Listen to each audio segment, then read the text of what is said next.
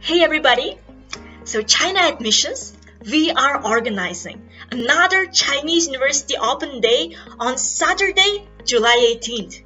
So the online fair will start at 4 p.m. Beijing time.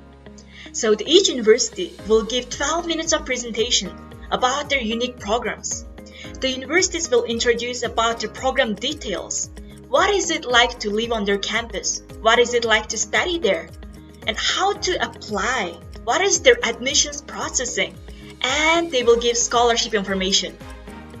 Importantly, after the presentation, you can directly connect with them and ask them questions, which is a great opportunity to grasp. And the event will introduce about Chinese language programs and degree programs such as bachelor's, master's, and PhD.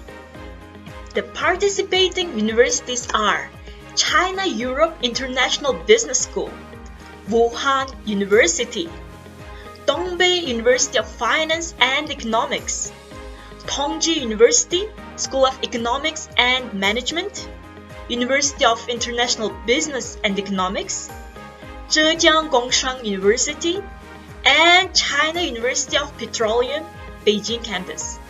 We have organized many successful Chinese university open days before.